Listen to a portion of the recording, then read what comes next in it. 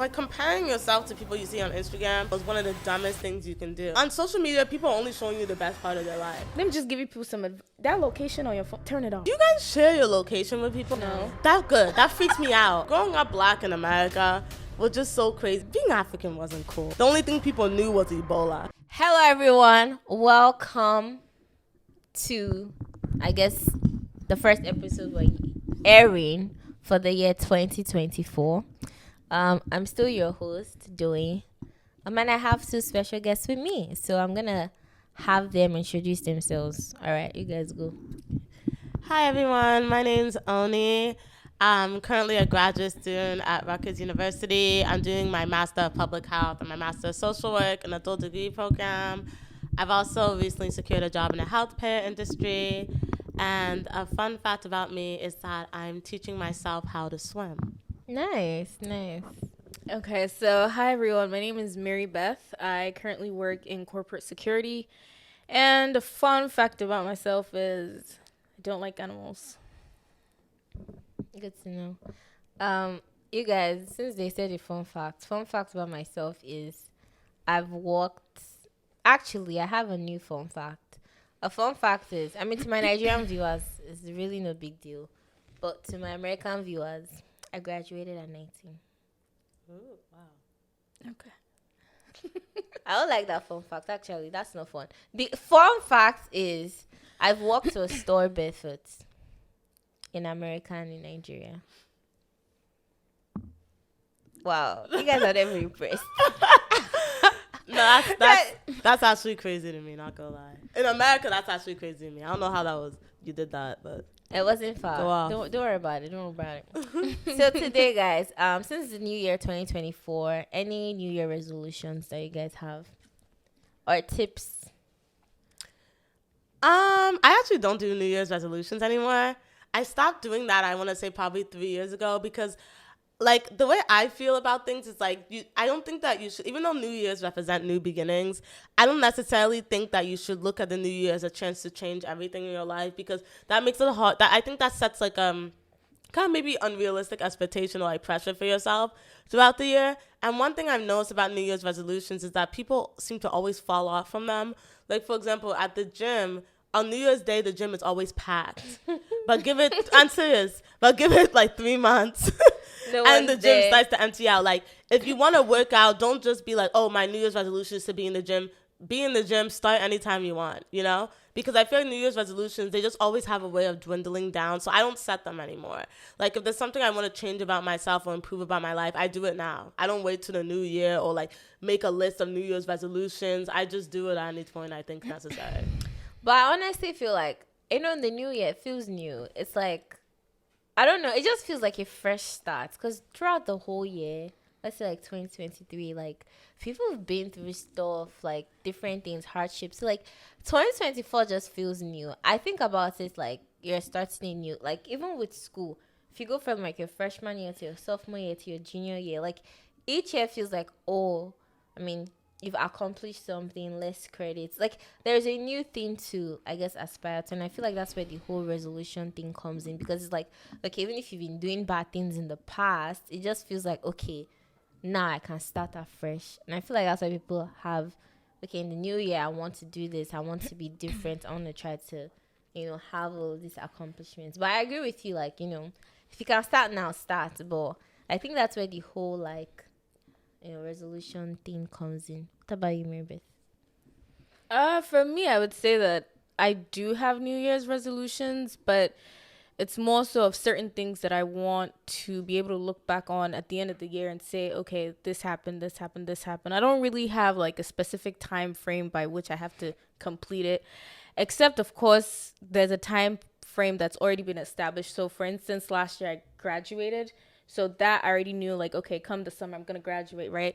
But, like, aside for other things that I have personally, it's just like, okay, in this year I want to do this, or I want to do this, or I want to do that. But it's not necessarily like I have to do this by March, I have to do this by June or whatever.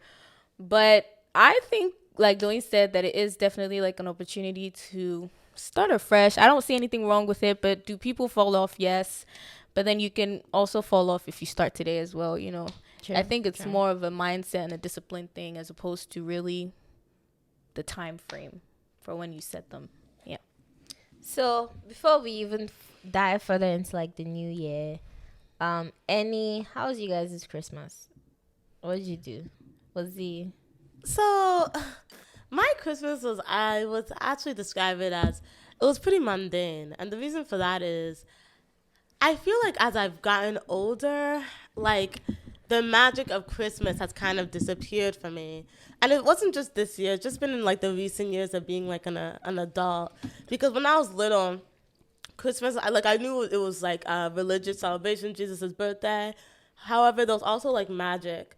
I believed in Santa when I was a child. I also believed like, the reindeer, the elves, the North Pole, all those things, the naughty or nice list. So those are all things I just really believed in. And I remember my siblings and I used to leave out milk and cookies for Santa. We didn't know that my dad was eating them at the time, but in the morning it would disappear, and we would write a letter to Santa and then ask him to sign it if he's real. We didn't know my dad was the one signing the letter, but that was just like the excitement and the magic involved. Like I remember being little and waking up late at night and like just trying to watch out for Santa. So all those like exciting things, now as I got older, I obviously know that like that's not real.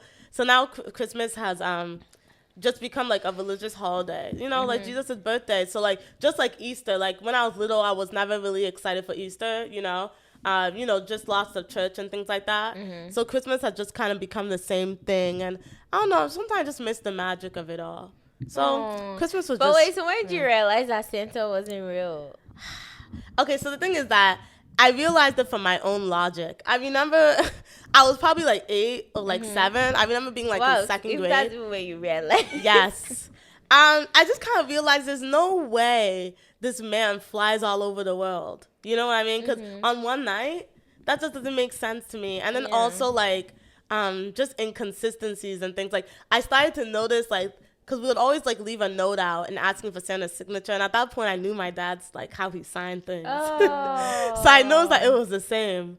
And I remember one day I just asked my dad, "Daddy, is Santa real?" And my dad just started laughing and told me, "Don't tell your siblings." Aww. So that's why I was like, "Oh, it's all fake." That was actually a super cute story. Yeah. I mean, Riveth, you opine before I talk. How was my Christmas? My Christmas was pretty chill. I ate a lot. I just chilled, to be honest. I usually always chill on Christmas. Maybe like I just chill and eat. It's okay. Yeah. But I mean, for me, growing up as a young Nigerian girl, like Christmas wasn't. I don't think a lot of the young kids believed that it was Santa. Like Santa was coming to their house giving gifts. Some households would have like gifts under the tree and stuff, but I mean, not everyone practiced that. I think it was just more like you definitely will get new clothes. There'll be food and drinks. Because of course you have to go to church in your It's a whole thing. It's a whole thing called Christmas clothes. Because you go in your new clothes with your parents, everybody. There's always food. It's more of a jolly time, and I feel like that's why now we have like Dirty December where like everyone just goes and just parties. I said parties. Yeah, just go party and do all of that. I feel like that's kind of how it is. There's always food in abundance. Like you eat, you drink, anything you want. I feel like that's how we celebrate Christmas. People give gifts too. Like you go out, you see people in the streets giving food like to homeless and things like that. But in terms of like how in your house, like who has time to be doing cookies and Santa? Like no, we don't do any of that.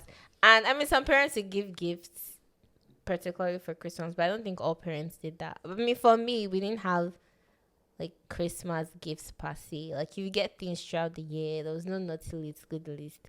You just know Christmas, friends and family around. It's gonna be a good time. And sometimes you go to your village too, so and you eat. But that's pretty much it.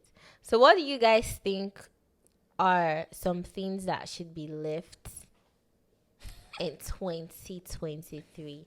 Things that I feel like people should not bring into 2024, because again, we're talking about New Year resolutions, newness, all of these things. So what should people drop off? What don't we want to see? It could be in your industry of work. It could be, I guess, societal rules and culture. Honestly, if I'm being honest, do you guys have anything? Because I can go on a Go roll. ahead. Okay. I don't want to be dramatic, but I honestly feel like there are some societal standards that can take a. I just think there's some societal standards that we have that need to be revised. Not everything that society says not everything society dictates is what we have to take. One, I'll say maybe with expectations. I mean, I will drop an episode on this like later on, but I feel like once you reach certain age, once you get to a certain age, there's a certain expectation that society has of you, whether you like it or not. Mm-hmm. And I know that we are in a society where, like, everybody says, like, all have different times to succeed, but it gets to a point where there's more pressure. So, and I'll give examples. I feel like, at least in my culture as a Nigerian woman, if you're 30, it's more like there's more pressure for you to get married. Again, if you're, let's say, like 32 and you're living in your mom's basement, except you own that property that she's living in. But if you're in your mom's basement, especially if you're even a guy, you're 32, you look like you don't have your shit together. Which other example can I think of? Because these are the two coming to my mind now. But, I mean, I don't know. I think so. Some societal pressures are necessary because it will push you to, like... I think it should be more of a motivational thing. But I think sometimes it just makes people feel down and have, like, low self-esteem. What do you guys think? But that one, I think that's like but the one example that I think is wrong, I know like people have been touching on it now, but at least like with guys, I think guys are starting to express how they feel, but like based off of societal standards, like, okay, men are supposed to be strong, tough, and all of these things, and I feel like men should also be able to express themselves as, maybe, I don't know how much, but I feel like there should be some leeway and they should be allowed to express how they feel. They don't have to be forming up strong, almost strong all the time. Okay, that's my spiel. Okay. So wait, I can say like what I think should be left behind in 2020. Some of these makeup trends are just ridiculous. I'm not gonna lie. Like, so one thing I hate. What happened to 2016 makeup? Wait, I'm sorry. I like the 2023 makeup. No, I don't know. Like, do you guys know what I'm talking about? Were you guys here in 2016? I think you were. 2016. Isn't that you? Like the more like glam? Yeah, glam. So you know what I'm talking about. Yeah. That was good. I don't know what has changed. So now like the makeup look, it's like...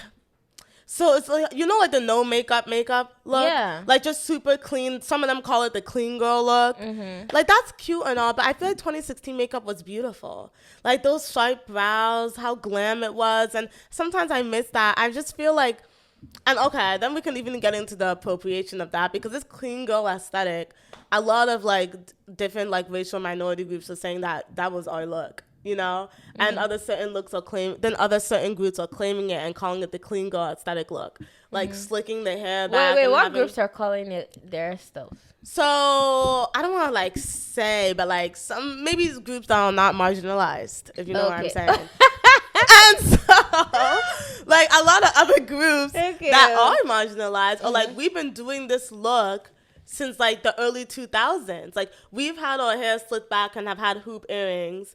And then when we did it, we were called ghetto. But then when you guys put it on, it's called the clean girl aesthetic. So I think that's a makeup trend that really needs to be left behind. It's very weird. And it just feels like on certain groups of people, this makeup trend is glamorized. But when others were wearing it, it was really demonized. So that's definitely something I want to see be left behind. And another thing I want to see left behind is, I'm sorry, some of these fashion trends are not it. Like... I actually recently just discovered I'm Gen Z. I didn't know I was Gen Z. What year were you born? 98. Apparently I'm Gen Z. I just missed it. I mean, I don't know. I thought I was a millennial. I thought I was a millennial, but apparently... You're a millennial. I'm a millennial? Zillennial? Yeah. Yeah, because apparently 97 is a millennial, so I just missed it. Yeah. So yeah, I recently found out I'm Gen Z. I don't feel a part of Gen Z at all. Like, I know the way my sisters act. My sisters, I have two sisters. One was born 2000, one was born 2001. They act very different than me. And so one, like, makeup trend that's very popular with Gen Z nowadays is, what is it? The furrowed eyebrows. I'm not going to lie, I do that. But after a while, I realized that, I don't know, I feel like this eye look low-key looks like you're electrocuted a little bit. Because you know how, like, the straight ones. like, you fluff, you know what I'm talking about? I know the eyebrows. Yeah, like, you fluff it up. Remember, and, like, you know the eyebrows. No, her eyebrows are not like that today. No, yours are not like that today. Mine are like that a little bit, I'm going to be honest. But because I have a lot of hair on my eyebrows, and it's just kind of harder to not do it. But it's cute, but honestly, I feel like I don't want to see it go on too long. Because me, myself, I'm tired of it. So that's, in terms of makeup trends, what I'm tired of, honestly. Your two tips related were very focused on the girlies. Only the girlies will understand. If you're a guy, you can just fast forward through that part. Maybe, what about you? What do you think we should leave? In 2023, I think we should leave shaming people for how they decide to spend their money. Like, people work hard for their money, okay? And let them use or spend their money however they want. I think that there's a general idea that, you know, if you're not catching trips, if you're not buying things for yourself, it means you're being wise with your money, but not necessarily. There's some people who don't spend on themselves, but they're still very foolish with money. But yeah, I feel like we should leave that. Not to say, like, don't be wise with your money, but other people's finances shouldn't really be your business. Another thing I would say we should leave is, it's okay to like what you do. Like, it's okay to like your job. I feel like whenever people get shamed these days for working like corporate jobs, like, oh, you're slaving away for somebody if you're not making money when you're asleep. Shut up. I agree. Remember, Shut up, please. Like, I like what I do for work. I like going to work. And I don't work for myself, and that's okay. Like, you know, you don't have to be, not everybody's supposed to be an entrepreneur. Not everyone has to be an entrepreneur. People who work 9 to 5s, it's okay. You don't have to own a business. And if you do, that's fine. But don't shame other people for not. Yeah. I love that you said that, because one thing about me is, like, I don't know what the future holds, obviously, because I'm only in my mid-20s. I don't know what I'll think when I'm 40s, right? So, like, as of right now, I don't see myself having an entrepreneur mindset. Like, I enjoy working corporate. I like my 9 to 5. And that's okay. And I'll keep it that way. Period. You know? Because people don't want to talk about this, but being an entrepreneur is very stressful. You know, if you think you're working, when you're starting a business for the first time, I don't think you only put in like a 9 to 5. I feel like you're there a lot. You know, you're trying to raise this business off the ground, and it can be very risky. I feel like the percentage of, especially Black-owned businesses that fail, I don't know the exact statistic, but I feel like it's high. So, you know, if you don't want to take that risk, then you just feel work like your it's regular high. job. I feel like there's people watching who are going to probably like, what do you mean you feel? Like, if you're going to say something, the thing is that, like, I don't know the exact statistic, but I just know, this is a fact I know. You can even Google it. Yeah. Look up what percentage of Black businesses fail. And that's not even just Black businesses, honestly. I'm just saying that because we're all Black people here. But just like a personal business, like an entrepreneurship, it's difficult. And I think that that's something that you don't want to do. I don't think you should be shamed for it, because that's something that I don't appreciate that's been happening this year, that I feel like everyone feels like if you don't want to be an entrepreneur, then what are you doing? I know. You know what I mean? But So I didn't pull up like the actual statistics of like Black businesses, but at least I know like people who do start restaurants. The stats, it says that 4 out of 5 like. yeah, see, I knew it was pretty high. But 4 out of restaurants in 5. the United States do. Yeah, that's true. I can only speak to the United States. This is where Yeah. I've spent most of my life. Sorry. And one thing I do know is that in Nigeria, I know most people have business, right? Is that true? Yeah, a lot of people. Most people have business, yeah. because one trend I've noticed about in Nigeria is that when people go to school for something, they always still have a business. Yeah. But also that's also due to Lack I of guess, jobs. Yeah. Yeah, I figured. I mean there are jobs, but there's not. So the demand is much more higher than the supply Why? available for certain types of jobs, which is why people have to also, you know, indulge in other like talents that they have or side hustles, if you put it. But me, I'll say, so I honestly, okay, so I agree with you, both of you's points in terms of like, I guess, 9 to 5 versus entrepreneurship. I think that not everyone can be entrepreneurs, and some people like 9 to 5. So I think just do what works for you. If somebody else chooses the 9 to 5 path, like, it doesn't mean because you're an entrepreneur that you're better or vice versa. May I do both, yeah, because I just have, I don't know. I just feel like I'll always come up with a business. I think it's just my thing. Amen. But in terms of spending too, don't be. There's a word for that thing. What? Don't be. Is it wallet watching? It's like if somebody Pocket watching. Yeah. Apparently it's a thing. I just found out about it last year. Don't be pocket watching. Especially when you're like seeing what people are posting on Instagram. They are buying shoes, and they are showing money on their stories every time. That's their business. Mind your business. And you know one thing, like, No, but if you have friends, I feel like you can always advise your friends though. that's true. But one thing is that, like, what I wish people would do, and also that I hope will be left behind in 2023, comparing yourself to people you see on Instagram and just on social media in general is one of the dumbest things you can do. Because when you think about it, on social media, people are only showing you the best part of their life. So you're always comparing yourself to someone's highs. You know, people are not gonna post on social media when, God forbid, they've lost a job or they've been depressed or whatever. You're only seeing someone's highs. Some people do That's that. that's TMI for me. I would not, but you know, if you do that, whatever. But like, I just feel like most people post just the highs, you know, because you want to look good on social media or whatever. So I feel like if you're always like looking on people's Instagrams or just like on social media and just thinking like, oh, why can't my life be like this? Why can't I be like this? You're just setting yourself up for failure because you're comparing yourself to a very unrealistic standard. So True. One thing that I think we need to leave in 2023 is too much information. Like, sometimes be mysterious. Not every time posting what you're doing, where you're going, who you're with, what you're eating, sometimes be mysterious. It's okay. Everybody's coming for all y'all. I'm just saying. you know what? I'm just saying because like, wow, no, even and I'm speaking more so even from like the security part of it. It's not safe. And you can think, oh, okay, I'm not posting in real time. Yeah. It's still not safe because I have a general idea of where you've been. And most times when you go somewhere, if you like the place and in your post it looks like you like the place, there's a high percentage that you might visit that place again. Mm-hmm. So sometimes not posting in real time is not enough to ensure that you're safe at all times. That's true. You know, so like, let me just give you people that location on your phone, turn it off. Turn it off. The location, you know, that shows where you took turn it off. I'm telling you. Do you guys share your location with people? No. That's good. That freaks me out. I don't know why that's a thing. Why would I share my location with you? I think that it depends, though. I think so. I don't share my. Hold on. We need to address this now.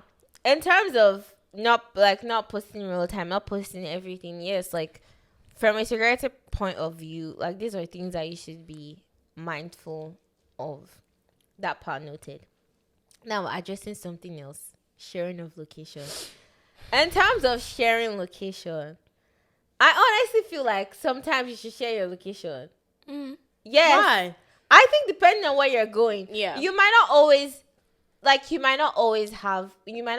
be sharing your location, but if you're going to like maybe some place you've never been before, you don't know who's there, like you might just share your location. Or if you're traveling, you might just share your location just in case. You don't know what harm could happen. It's literally just also a security measure. So, like, at least if somebody comes for you. But I would say just really limited to, like, 1 or 2 trusted people at best. But not that you have a whole group of friends. I mean, if you do that, that's fine. But if those are trusted people, I think. I mean, it just limited to trusted 7 people. 7 to 10 people gotta know. But the thing is, these 7 to 10 Be people mysterious. are not looking at. They're not like, where is this person right now? Oh, some people do.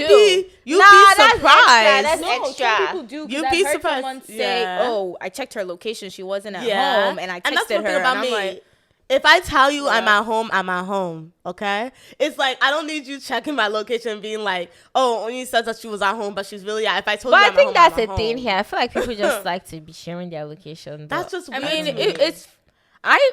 If you think it like to share depends. your location, share your location with trusted people. Yeah, please. If you have multiple, let's say you have a family of 16 people, and those are your brothers, sister, maybe some of your nieces, I don't know, and they have your location. I guess that's fine. Let's not put a cap on the number. I think as far, because who's to say, like some people have a lot of good people around them. Let's not put a cap on the number. I would just say that if you want to share your location with trusted people. Okay. Amen. It's a wrap. Okay. Amen. Amen. Did you say amen? No, because I just think that you cannot. I just think the advice is it's not about the number. I think because again we can also now put that in terms of like friendships. Like some people think that it's only fine to have like one or two friends. Some people can have multiple friends if they might be lucky to have multiple friends that are actually good friends. And some people might just choose to just have 3 close friends. I don't think there should be like a cap as to this is how many. I think it's just more like just be careful. Make sure people around you are trusted.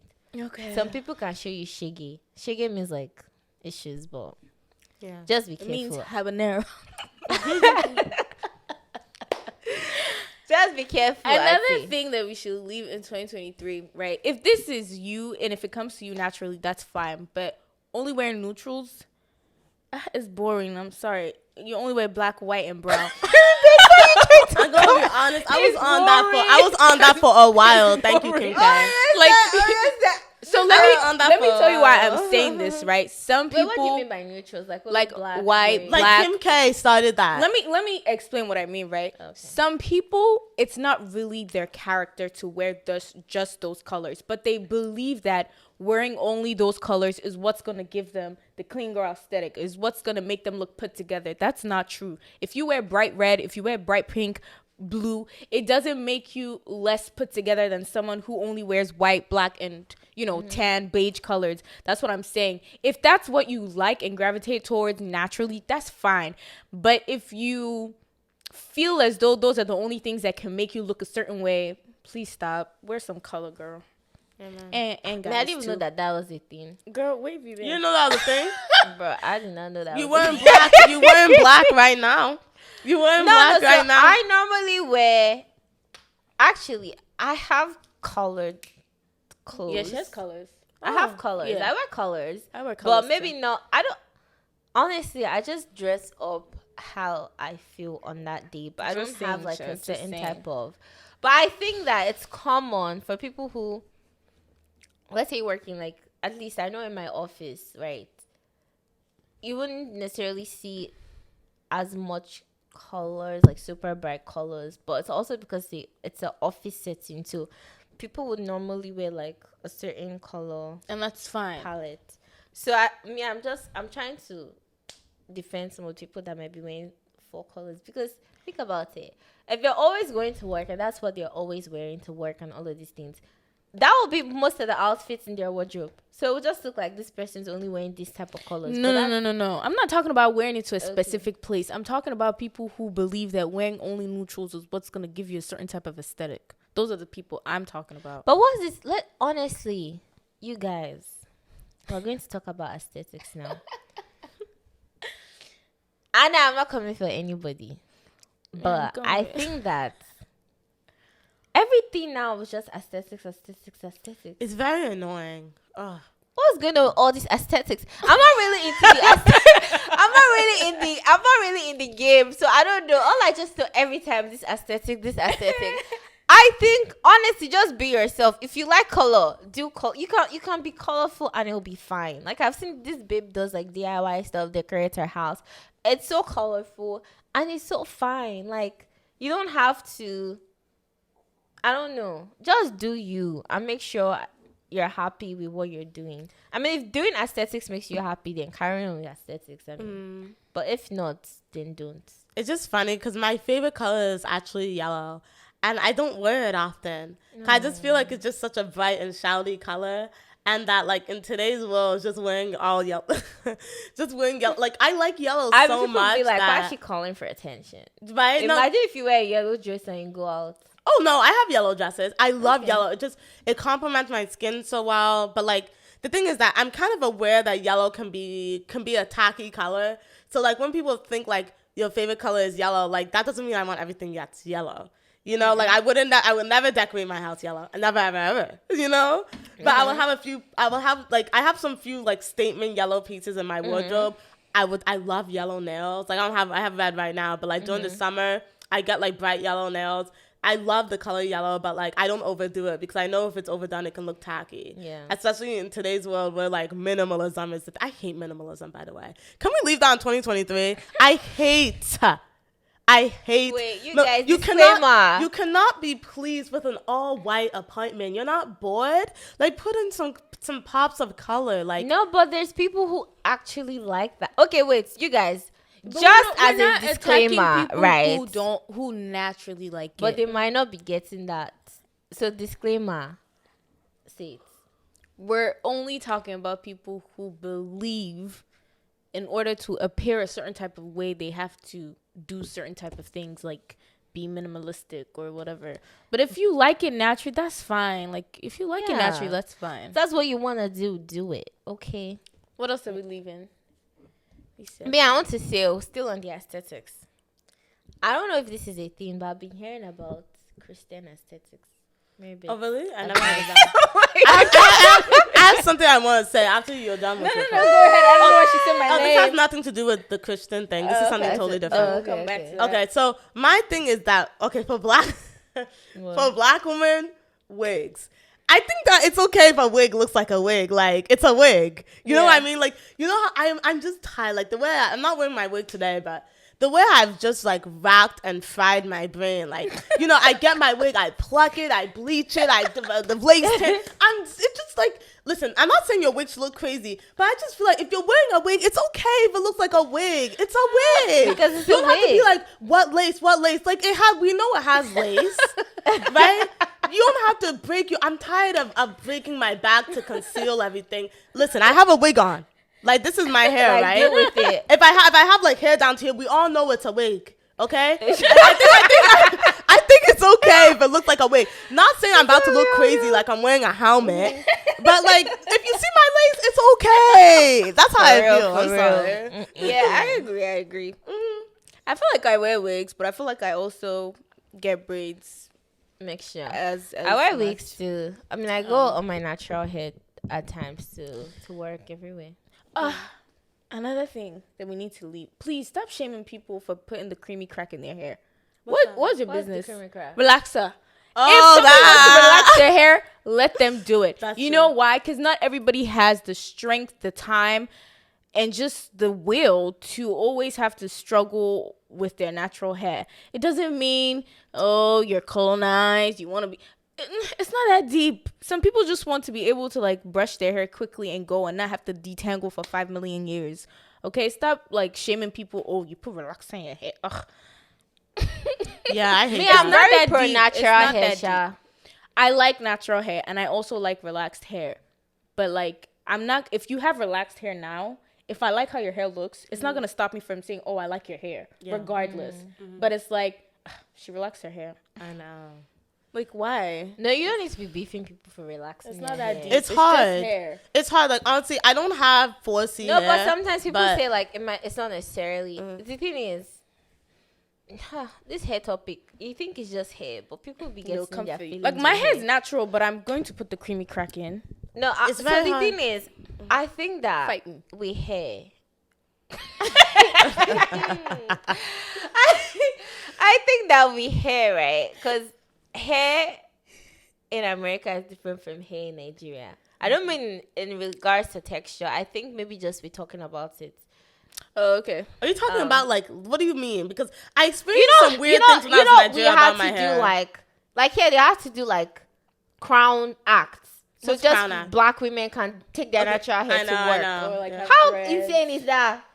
I mean, so my point is, there's more like in Nigeria, you can a just bit be more walking on the road sensitive. with your cornrows. Can even take Yeah, cornrows nobody. to work if you want. Yeah. Like, who's gonna attack Oh, you? Yeah. Yes, That's but interesting. yeah, because I guess everybody just also like if you're wearing a wig, of course your wig has to be slayed. But like if people know, But it's hot in everybody knows it's a Nigeria. wig. You can wear cornrows and go to work in Nigeria for real? Yes, Really? yes, yes. Yes. Why not? There's some It's people your who hair. don't even put any form Yeah, of extensions in extensions. their hair They don't like in it. Nigeria. That's Yeah. so interesting because, obviously I'm a Nigerian American. So, like, black hair is very, like, what's the word? Scrutinized. Yeah, it's Very, more scrutinized very here. policed. So Yeah. So that's what I'm saying. Like, even like they did a whole movement where they did like Afro. Mm-hmm.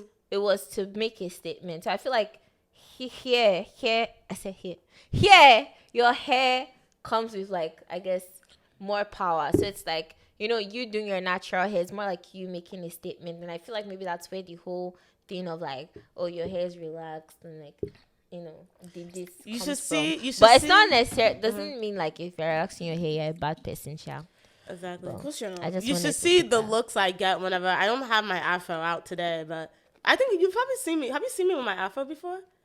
I don't know if you have, but I wear my hair's in a puff today, but I wear my afro sometimes, and it's just interesting when I go out, the compliments I get always like. Do you guys know like you guys know like the little fist? Yeah, I know, get the Afro hair. you and go the- sister, and I'm just like. No, yes, My hair, because because so, it's like they think I'm making a statement, but I'm not but trying you're to. trying to, but that's what Yeah. I'm trying to explain about like hair. So that's why you get more of the keep your natural hair. Yeah. Because it's more like I feel like a lot of people maybe had to relax it just because it wasn't accepted here. Have you ever relaxed when you were a child? Because you grew up in Nigeria. So when my hair was relaxed, it was my cousin's mom that relaxed it. How But- old you were you? calling her? Do you know? Eh? My cousin's mom.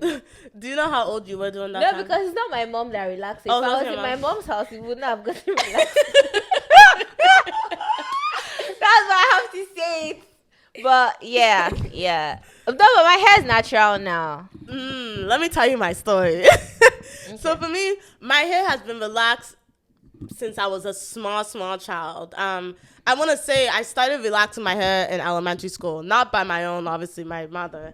But the thing is that it's because I have 3 sisters and we're all like 2 years apart, right? So I guess dealing with all that natural hair was a lot for my mom at that time. And during that time period, like the 2000s, like before 2010. I want to say most black girls had relaxed hair. In fact, I remember not knowing what my hair looked like, my natural texture, right? Because I would get relaxed hair and that would make it easier to do the braids and, straighten it and all that stuff. I did the have you heard of the big chop? I did the big chop in, when I graduated high school in 2016. That's when I cut all my hair off and I had a low cut, but nobody knew because I was always wearing my wigs, right? And I let my hair grow, and I actually have not straightened. I've never straightened my hair since 2016. So it's about to be 2024. So I guess in 2 years it'll be 10 years.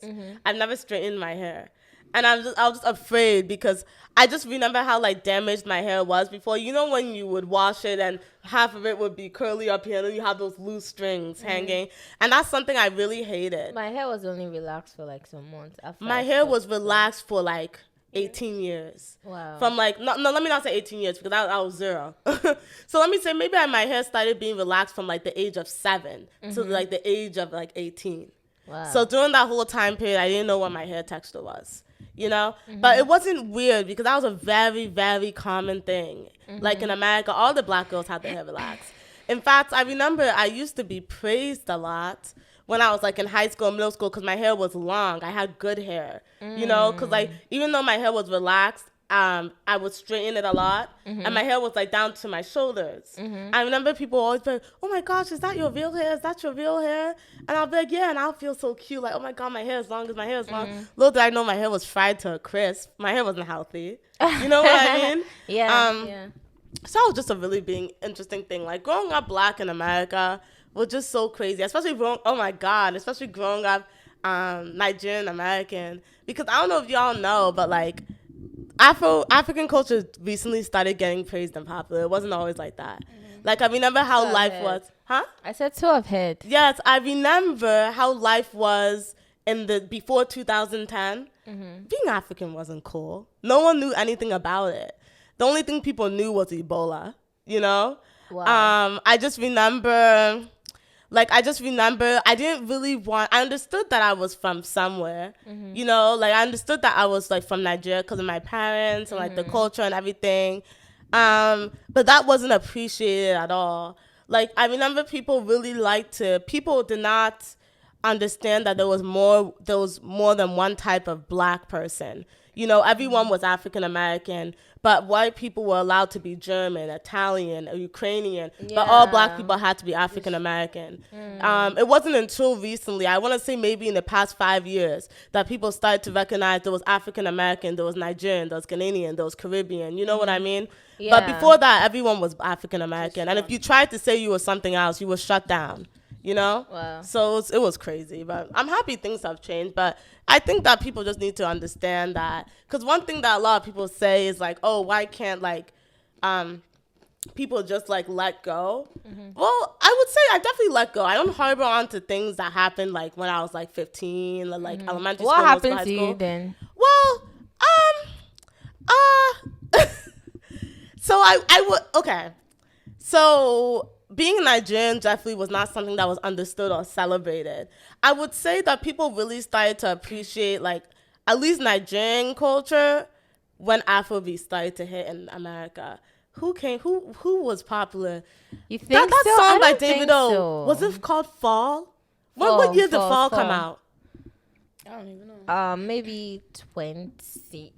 Was it like 2017? I feel like, I don't know. Was before 2017. come out Yeah, when yeah, I yeah. said 2017. It was 20, and that was actually perfect because I remember the Nigerian culture really started to get popular in America around the time I was graduating high school. I was 2016. It was 2016 when I graduated high school, and Fall by David O came out in 2017. And that song was really popular in America. And people really enjoyed the song. So people was looking into who is David O? Where does he come from? Oh, Nigeria. Everything. I'm just like, I've been saying I was Nigerian since like 2000 and, 2001. You know what I mean? 1998. Since 1998. And it's just like, oh, what does this mean? And then Wizkid comes. And then Burna Boy recently came. I would say that Burna Boy and David O. Honestly, I'm not really too sure about Wizkid, but David O and Burna Boy were the two ones that really like hit American mainstream, and that's when everybody wanted to find out more about what it meant to be a Nigerian. And one thing I remember, I think Wizkid, the Wizkid fan club will come for you. Yeah, and I'm sorry, let me not say too much. Okay, and then so one thing I remember really hitting was the shikis. Do you guys know what the shikis are? I don't. That thing. Please, how would we not know what that shit is? I'm sorry. I didn't know if that was just an Americanized thing. I really didn't know. I just remember people wanting to wear the shikis a lot. Yeah. And I don't know where the shikis originally come from. Is it originally I from think Nigeria? it looks like South African. That's what I was to me. thinking. I didn't know South Africa, whatever. But I just remember seeing the shikis and just thinking like, Maybe not South African prints because I don't think they. You know what? I'll check where they. yeah, I don't know where they came from, but I remember during that time period. They don't look like Nigerian. They're not Nigerian prints. I know. I remember they're not Nigerian. So maybe like between 2016 and 2017, that's when people really started to get excited about Africa and wanted to really understand what it meant. And I started seeing the shikis pop up a lot. Yeah, so that's what it was. That's what it was, man. But Honestly, we went into a whole. You know what? We'll still continue on. yeah, that. I'm about to say, what topic are we even on? Because I wanted to say something about the hair, but now I feel like it's almost like I'm taking us back. But I was gonna say like also like again like with hair care and stuff like we didn't even start really taking care of our hair because we didn't have the right product. We didn't have any. We didn't have anything. It's the rise of people, being natural and like taking care of their natural hair. Now there's like more products available. Even people are starting their own like small businesses and making healthcare products. So it's like sometimes when people say, "Oh, it's too hard to maintain it," some people are like, maybe you just don't know how to maintain it. I'm gonna be honest. I mean, it's your hair. Like, you have to know how to maintain your hair. It's hard though, Dorian. Like, honestly. No, but they're like, maybe it's not hard technique. It's just you just don't know how to. Having natural hair is Even when you know how expensive. to, it can be very time consuming. Yes, it is, and having natural hair is it's kind of expensive. Okay, I guess. Okay, so now for me now, I barely had my hair relaxed. Only when my cousin's mom relaxed it. So majority of my growing up, I've had my hair natural. So maintaining my hair now, it doesn't feel like. I guess maybe because I've not experienced the relaxed hair lifestyle, but it does not feel like it's hard to maintain. I already know how. Like I know if I leave my hair out for this amount of time, it's going to get hard to braid. Or maybe I know when I go to the salon, the braids are going to hurt more.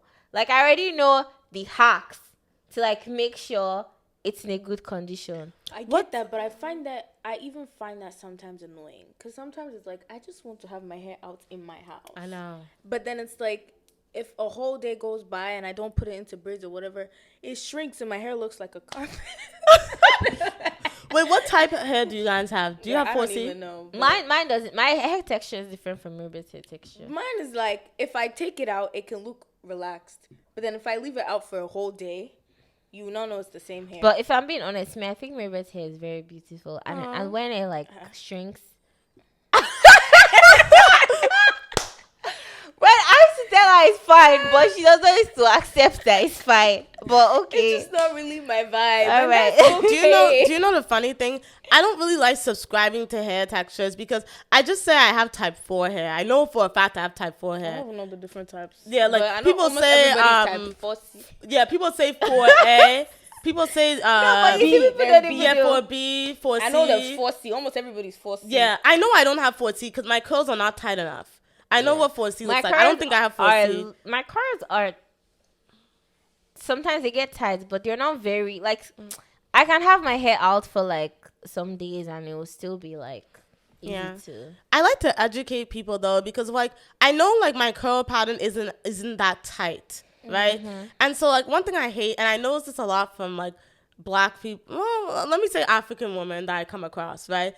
They'll see my hair and they'll be like, oh, you have good hair. You have soft hair. I don't believe in that. I don't like that. Oh, don't say I have thing. good hair. My curl pattern might just be looser. That doesn't mean my hair is good or bad.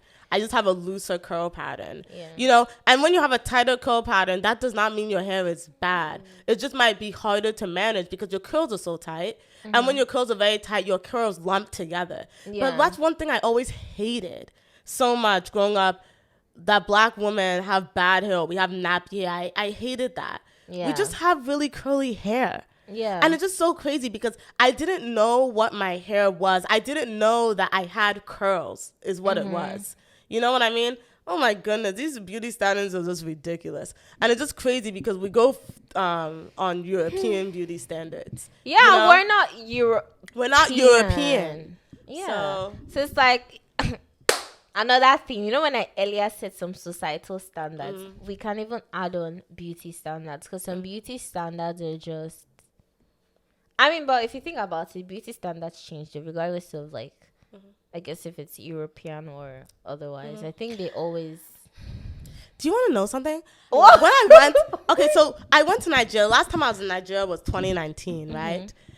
That when I was in Nigeria, I felt like the most beautiful I've ever felt in my life. Because you want to know a weird thing I experienced? That was actually my first time in Nigeria in 2019, right?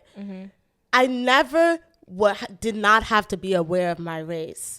For the first time ever, I was in a country that was mostly all black people, if not all black people, Like right? So I did not have to be aware of something my race, and it was such a good feeling because when living in America, obviously, black people are one of the minorities in this country. So I just remember when things would happen to me, one of my first thoughts would always be, is it because I'm black? Oh, it must be because I'm black. Oh, I'm in this store, this person's following me, it's because I'm black. But in Nigeria, I never thought because I'm black, because everyone's black. Yeah. So then I would just attribute it to something else. Oh, maybe I'm just being weird. You know? and that was, let me tell you, that was such a good feeling to not have to always think, is it because of my race? It could have been because of something else. And that's something I never got to experience. And that's something I loved experiencing in Nigeria, I have to say. No, she said, let me just, add that in there. I mean, now that me as a Nigerian, I'm not. So I was born in Nigeria, and I lived in Nigeria for a good amount of time, like all through like primary school to here we say high school, but Nigeria is secondary school, and I came here for college. So I'm still very in touch with my roots. I still have a lot of extended family in Nigeria. So I mean, my experience here is different. I think also like I'm not attributing everything to. I don't know. I don't really think of it too much. Is it just Me me? neither. Yeah. Oh, what do you Not mean? gonna lie. What don't you think about your race? Yeah. No. You know, I think it's because you guys didn't grow up here. If you grew up here, you would be dead. I wish there was some more Nigerian Americans Like around. sometimes, it's so right? different. It might take it might take. I mean, now I'm more aware because I'm here, and the struggles that African Americans face, you will face it too, because that's how you identify just in the see all United black States. people.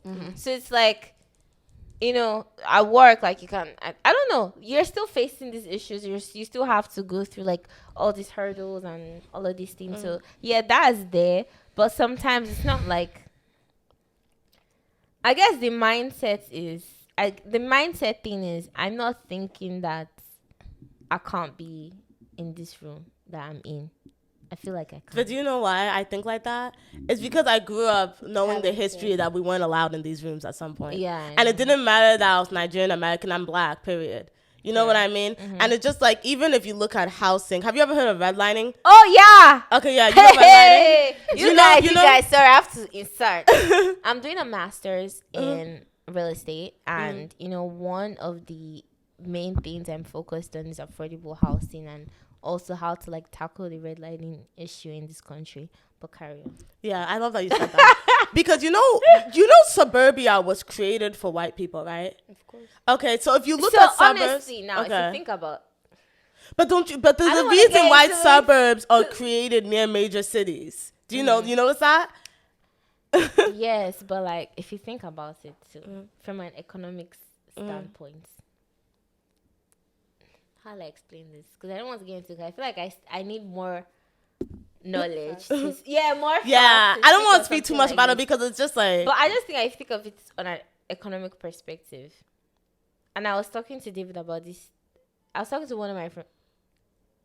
I was talking to someone about this earlier this week. And I was saying, like, if you just look at it from an economics perspective, like in Nigeria, think about it, it's all black people, right? But yeah, there's still crime rate. Yeah. So I don't think that, you know, crime, because sometimes it's almost here, it's kind of attributed to like, okay, crime is attributed to like black people. But it's like, it's not a black people thing. Crime is more of a economic thing in the sense of if an area is a poor neighborhood, there's crime going rate to is be higher. high crime rate. Period. The same way in Nigeria, the affluent neighborhoods, there's less crime there. It's just an economics thing. So now, the minorities in this country, which is, I guess, some immigrants and then the African Americans in this country, like, they didn't have access to resources. They were literally slaves. No resources, nothing. Of course, they will be they'll have to get like like low income accommodation and things like that. So, of course, they're going to be subjected to the poor areas. Now, if somebody wants to start a business company or whatever, they're not going to look to starting it in a poor neighborhood where literally, regardless of race, there's already going to be high crime rates because it's just a poor area. They're not going to want to set up a company there. It doesn't make sense. You want to set up a company where you can get customers to come and pay. Also, there's no crime. So the thing is, the poor areas are going to keep getting poorer because nobody's setting up businesses there. And the people in the poor areas, once they make some money, they're going to run away. So the poor areas are going to be there, keep being underdeveloped. Except, and that's why we need people who are impact investors. So I have to she's. I'm getting into this. You guys should read Impact Investing by Anthony Boglivine. Period. But we need more. Carry on. But we need more impact investors who can.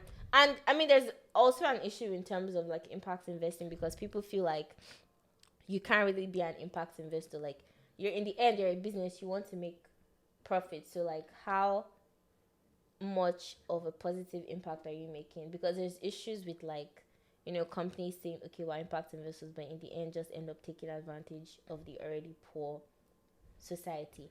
But I think we need like more impact investing companies that can, think of the greater good of the society. Like, how can we actually resolve this issue?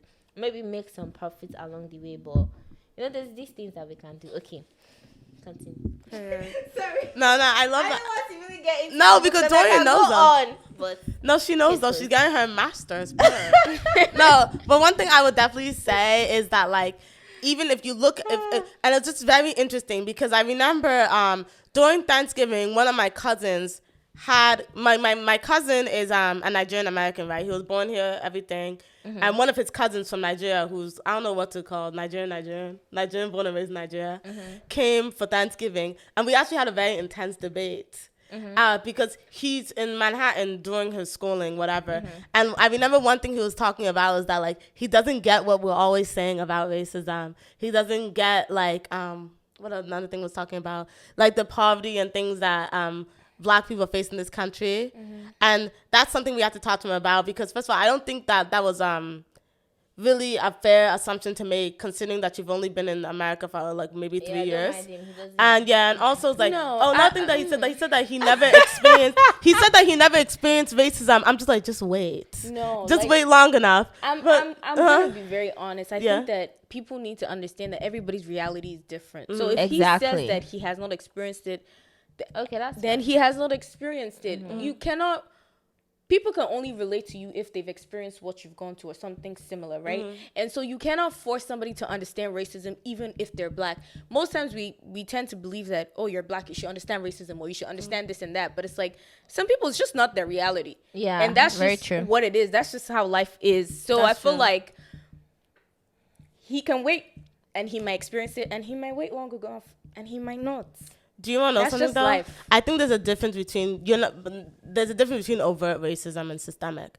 Overt racism means when someone might literally call you like maybe the N-word or if it's in your face. But do you want to know the truth? I've never experienced overt racism.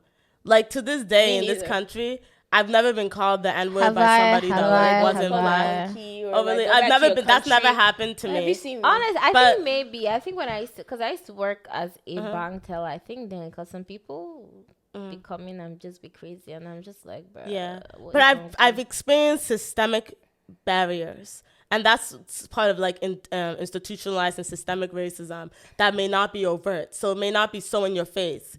But we have to remember that America was built off the backs of slaves, and that this country has I've been experienced run. it in school. Yeah, and that this country. Racism. Maybe. Yeah, From my professor. yeah, and it may not call you even be out. overt.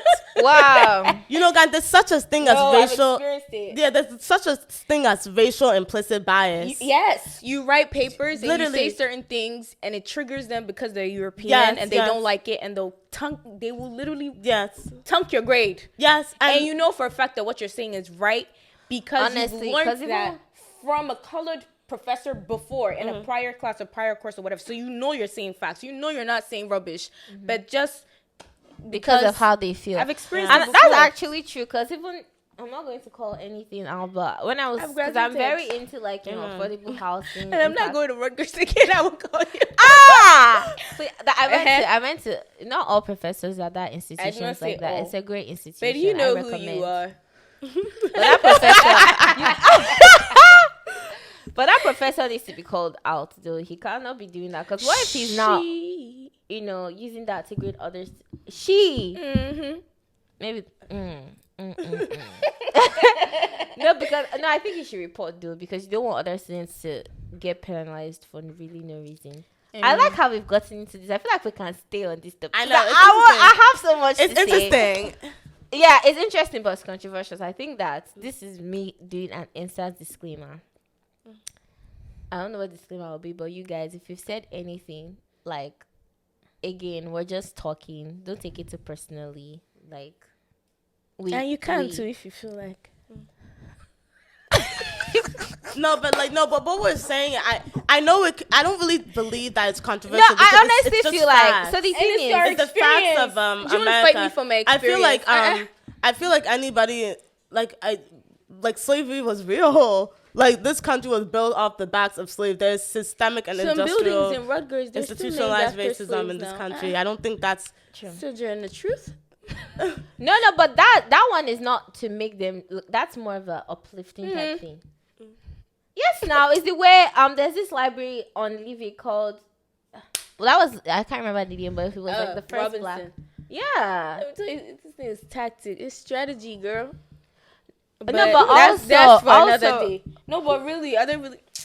Okay. Hey. okay. Now that Anyways. we're bringing institutions into this, I feel like we need to be coming correct with our data because we cannot be calling names. no. I did not say I'll be anything. going I on did not a- say any names of anything. I was Okay. just speaking. mention just the name of just my as it just professor. the say that, girl. Rutgers is actually a great institution. I graduated from there. She's If you guys want to go graduated. there, it's a good school. Okay, I just want She to said make it's a sure. Okay, but it's my experience though, No, that experience is a valid experience. and I know for a which is fact that why she did what she You did. should definitely report that professor. I've already left, so You can still report now. I think I'm watching this. That professor, if you're seeing this, you better resign because I'm coming for you. no, that she said that. I said okay, we're talking too much, but you guys, that brings us to the end of this episode. In the end, you guys, for this new year, just make sure you set your goals and stick to it. Don't set up resolutions to it and fall back like Oye mentioned initially. Yes, let me give you my own also- cup of tea. Just let Okay, me- I'll soon finish. But also, like, we talked about, like, some things to leave, some things not to leave behind. Like, if we said some things and you know you do those things, don't feel attacked. Literally, if you're doing something that makes you happy, carry on. We're just saying our own. We're just vibes, okay? Don't be feeling offended. It's not really that. It's not that deep. It's really not not that that deep. deep. We're just talking, just vibes, okay? Maybe. Yeah, so leave whatever you want to leave in 2023. Leave it behind. Don't let anyone shame you for what you have decided to leave behind. You know, if something doesn't serve you anymore, you can decide to leave it alone. What else? I feel like if you want to, if you believe in setting goals, you can do that. If you believe in resolutions, you can do that. But one thing I would say is it's not enough to set the goals. It's not enough to like do the vision boards and write them down. You do have to work towards it. Mm-hmm. You do have to put like effort into making sure that those things are actualized. And I'm Christian, so I would say like for me, I would have to like commit it into God's hands because I know that I can't do anything of my own will. So that's that. Yeah. I would say for like 2023, I just think that everyone should just focus on like being authentic.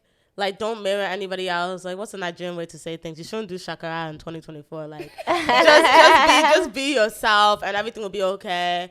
I'm Christian as well. So always, like for me, always trust God. I believe everything is in God's hands and his will be done. So just continue to be prayerful and just trust God for your life because good things are in store. And just be authentic and true to yourself for the new year. Yeah. Thank you, guys. Make sure you tune in for the next episode. It'll be out 2 weeks from the day this episode drops. So make sure you're there. It's available on Spotify, Apple Podcasts. If you've not subscribed on YouTube, make sure you subscribe. Follow on Spotify. Listen on Apple Podcasts. And I think you can also subscribe on there as well. Thank you, guys. See you in 2 weeks. Thank you. Bye. And thank you, my fellow guests. Thank